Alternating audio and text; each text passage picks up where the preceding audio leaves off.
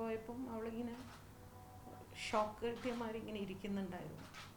ഞാനിനി എന്താ ചെയ്യേണ്ടത് എന്നിങ്ങനെ ചോദിച്ചു. ഞങ്ങളാരും ഒന്നും മിണ്ടിയില്ല, ആരും ഭക്ഷണം കഴിച്ചില്ല. എല്ലാവരും വൈകുന്നേരം വരെ അങ്ങനെ സൈലൻ്റായിട്ട് തന്നെ ഇരുന്നു. അത് മാത്രമേ ഉണ്ടായുള്ളൂ. അപ്പീൽ പോകുന്നതിനെ കുറിച്ചൊന്നും സംസാരിക്കാൻ പറ്റുന്ന ഒരു മാനസികാവസ്ഥയിലല്ലായിരുന്നു. അതല്ലായിരുന്നു അവിടെ സംസാരിക്കേണ്ടത്. അവളെ ഒന്ന് ആ സമയത്തൊന്ന് കൺസോൾ ചെയ്യാമെന്ന് മാത്രമേ ചിന്തിച്ചുള്ളൂ.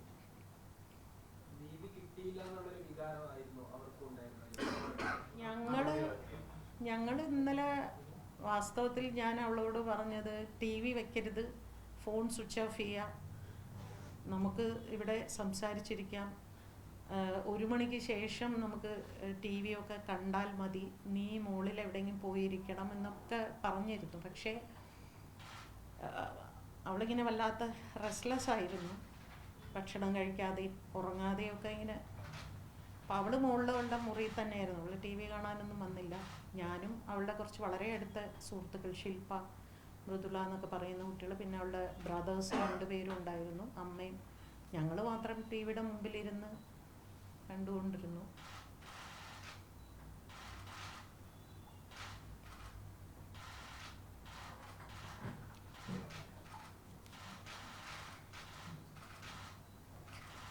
പിന്നെ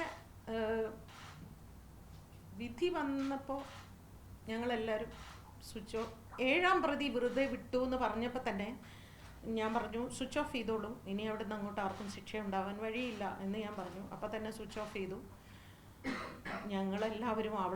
അപ്പോൾ ഈ താഴെ ഈ ടി വിയുടെ വോളി അവൾ കേൾക്കുന്നുണ്ടല്ലോ. ഞങ്ങൾ അവളുടെ അടുത്തേക്ക് പോയപ്പം അവളിങ്ങനെ ഷോക്ക് കിട്ടിയമാരിങ്ങനെ ഇരിക്കുന്നുണ്ടായിരുന്നു. ഞാനിനി എന്താ ചെയ്യേണ്ടത് എന്നിങ്ങനെ ചോദിച്ചു. ഞങ്ങളാരും ഒന്നും മിണ്ടിയില്ല, ആരും ഭക്ഷണം കഴിച്ചില്ല. എല്ലാവരും വൈകുന്നേരം വരെ അങ്ങനെ സൈലൻ്റായിട്ട് തന്നെ ഇരുന്നു. അത് മാത്രമേ ഉണ്ടായുള്ളൂ. അപ്പീൽ പോകുന്നതിനെ കുറിച്ചൊന്നും സംസാരിക്കാൻ പറ്റുന്ന ഒരു മാനസികാവസ്ഥയിലല്ലായിരുന്നു. അതല്ലായിരുന്നു അവിടെ സംസാരിക്കേണ്ടത്. അവളെ ഒന്ന് ആ സമയത്തൊന്ന് കൺസോൾ ചെയ്യാമെന്ന് മാത്രമേ ചിന്തിച്ചുള്ളൂ.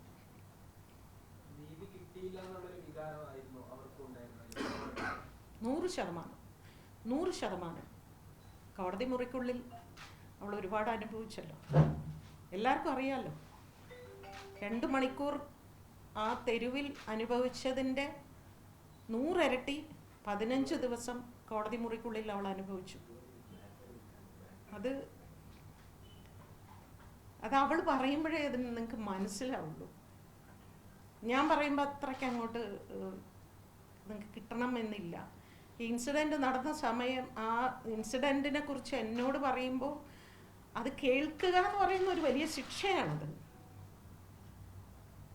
അതേപോലെ തന്നെ അവളുടെ ഓരോ കോടതിയിൽ പോയി വന്നിട്ട് ഞാൻ പിന്നെയും അതിനുശേഷം കുറേ തവണ ഞാൻ അവളുടെ വീട്ടിൽ പോയിട്ടുണ്ട്. ഈ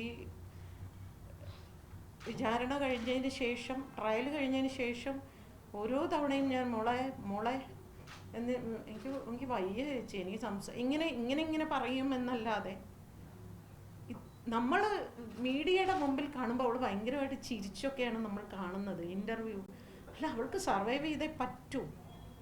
എപ്പോഴും കരഞ്ഞിരിക്കണം എന്ന് കരുതുന്ന ഒരു വേട്ടക്കാരനാണ് അവൾ. കരയണം, അവളുടെ ജീവിതം ഇല്ലാതെയാകണം.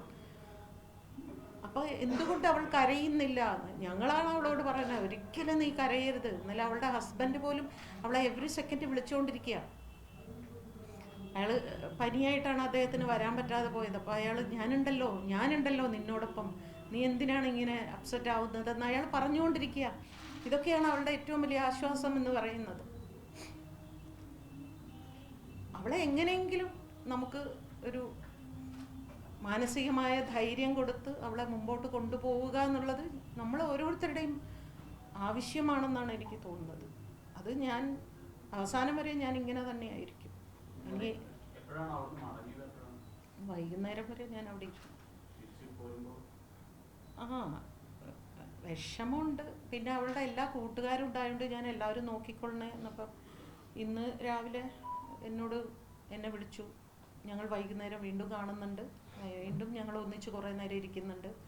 ഞാൻ എന്തായാലും 11-ാം തീയതി വരെ ഇവിടെയുണ്ട്. ഈ 11-ാം തീയതി വരെ ഞാനിങ്ങനെ തൃശ്ശൂർ പോകും, തിരിച്ച്